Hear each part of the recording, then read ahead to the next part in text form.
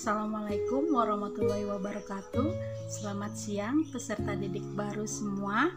Saya mengucapkan selamat bergabung dengan keluarga besar PKBM Negeri 26 Bintaro dan selamat menjalani masa pengenalan lingkungan sekolah tahun pelajaran 2020-2021 atau biasa disingkat MPLS. Bagaimana tadi? Sudah menyimak kegiatan-kegiatan MPLS yang lain? Semoga kalian tetap semangat dan antusias pada sesi ini ya. Pada kesempatan kali ini, pertama-tama izinkan saya memperkenalkan diri. Nama saya Adelina Permatasari. Pada tahun pelajaran ini, saya mengajar mata pelajaran matematika dan ekonomi. Pada MPLS sesi kali ini, saya akan membawakan materi dengan judul Program Satuan Pendidikan yang Hijau, Bersih, dan Sehat. Sudah tidak asing bukan materi yang akan saya bawakan? Ya, Program Satuan Pendidikan yang Bersih, Hijau, dan Sehat.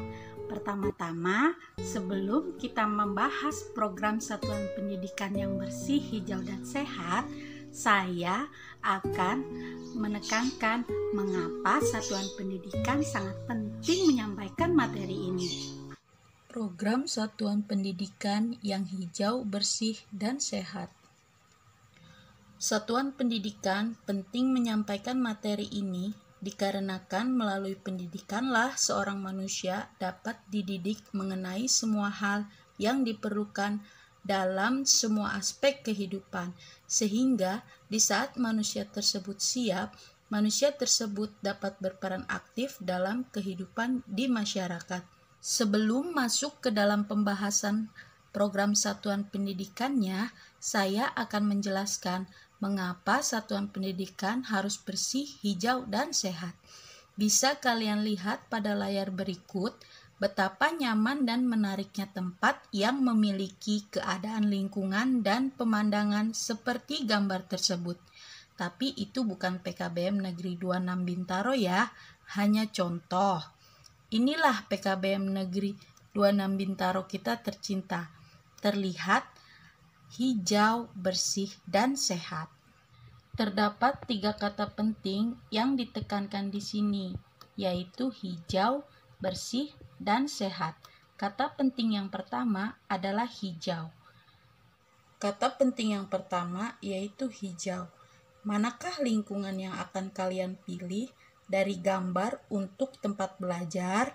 Ya, pastinya gambar yang merupakan gambar dengan penuh tumbuhan hijau. Bukan di tempat yang sempit atau ber-AC, bahkan tempat yang gersang. Karena menurut penelitian, warna hijau dapat memberikan efek menenangkan saraf-saraf otak sehingga dapat menjadikan pelajar lebih optimal dalam belajar. Pelajar dapat merasa rileks sehingga bermunculan ide-ide kreatif.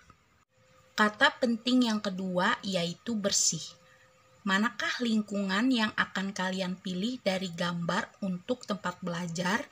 Ya, pastinya gambar yang merupakan gambar dengan tidak adanya sampah yang berserakan, dengan tata letak lingkungan yang rapih dan sedap dipandang mata.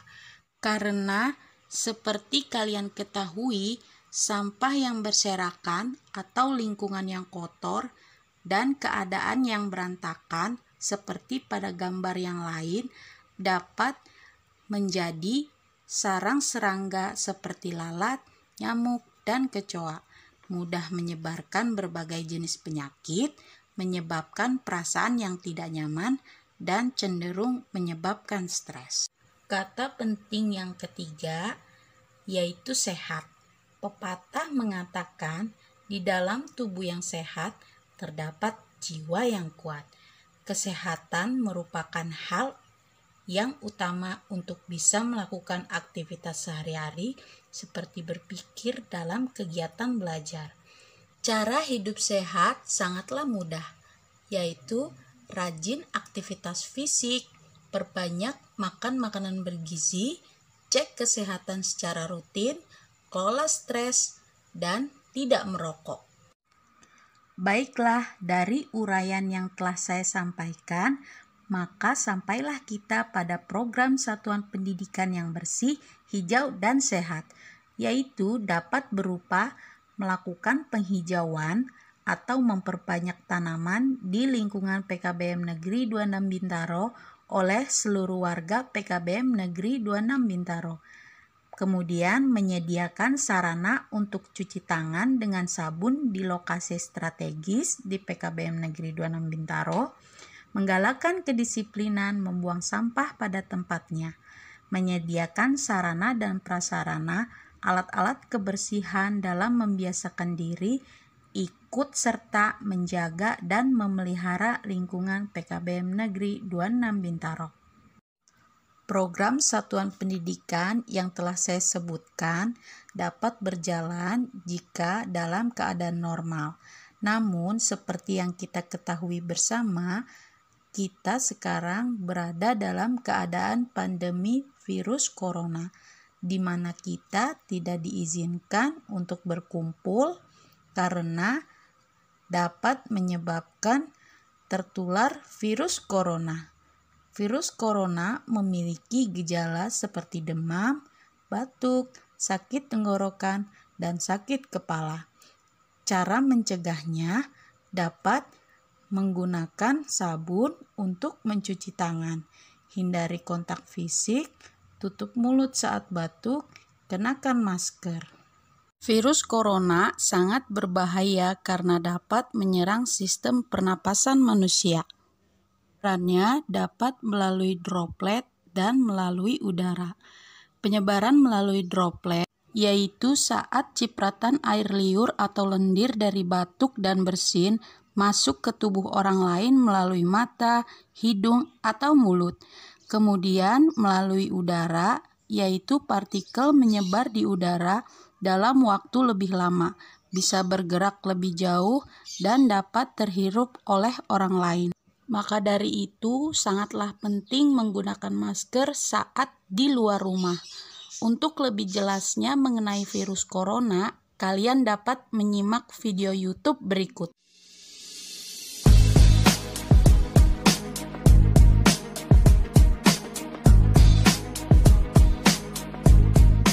This is SARS-CoV-2. It belongs to the family of coronaviruses named for the crown-like spikes on their surfaces. SARS-CoV-2 can cause COVID-19, a contagious viral infection that attacks primarily your throat and lungs. What actually happens in your body when you contract the coronavirus? What exactly causes your body to develop pneumonia? And how would a vaccine work?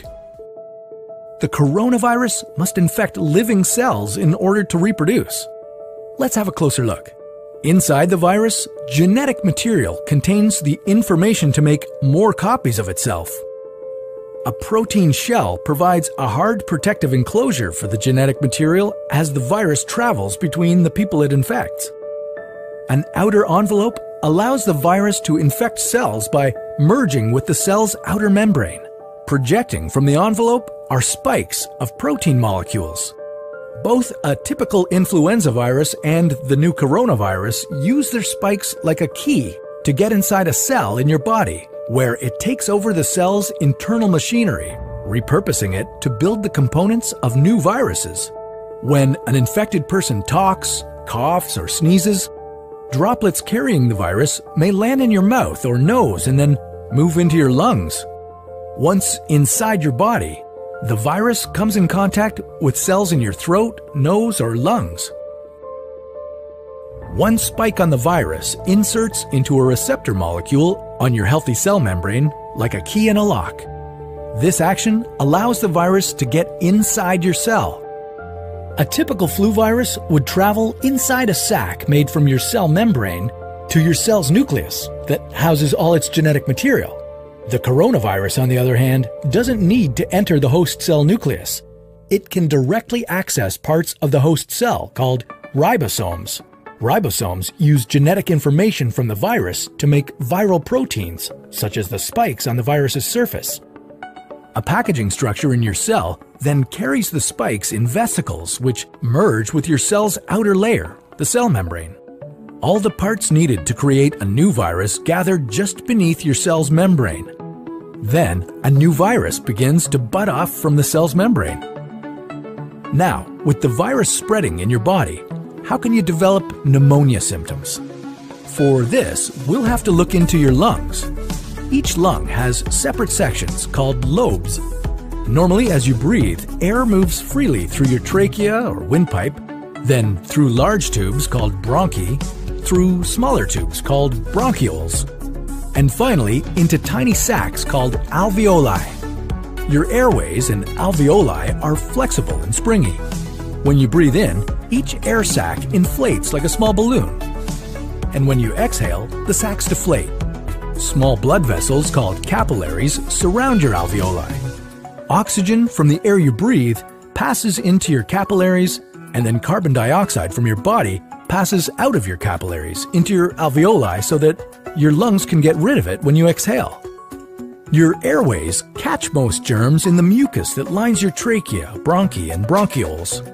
In a healthy body, hair-like cilia lining the tubes constantly push the mucus and germs out of your airways, where you might expel them by coughing. Normally, cells of your immune system attack viruses and germs that make it past your mucus and cilia and enter your alveoli. However, if your immune system is weakened, like in the case of a coronavirus infection, the virus can overwhelm your immune cells, and your bronchioles and alveoli become inflamed as your immune system attacks the multiplying viruses.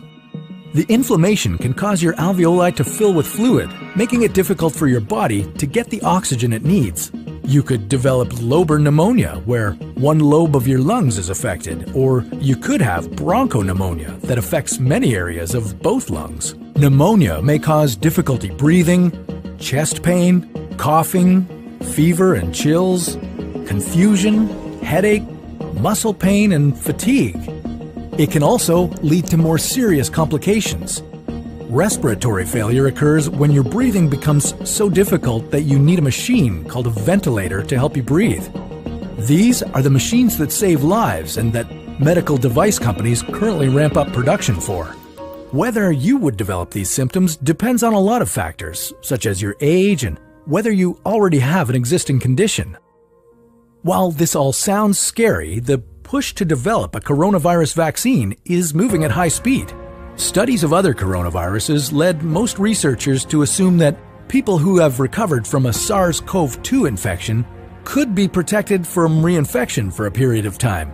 But that assumption needs to be backed by empirical evidence, and some studies suggest otherwise.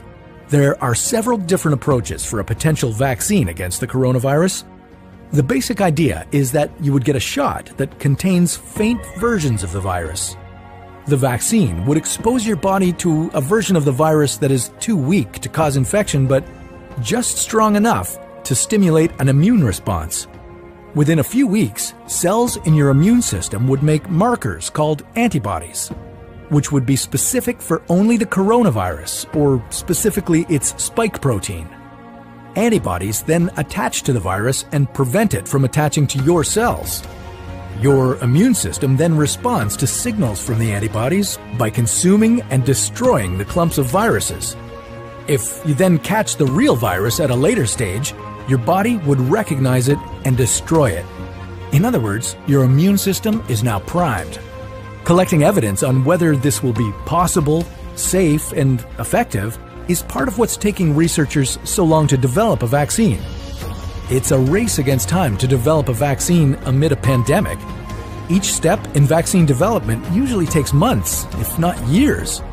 An Ebola vaccine broke records by being ready in 5 years. The hope here is to develop one for the new coronavirus in a record-breaking 12 to 18 months. While all of this will take time, stay home if you can, to protect the most vulnerable. And don't forget to wash your hands for at least 20 seconds and as often as possible. This video was a collaboration between Nucleus Medical Media and the What If channel, where we usually dive into hypothetical scenarios about the human body, humanity, our planet, and the cosmos. Check out our channel by visiting the link in the description below.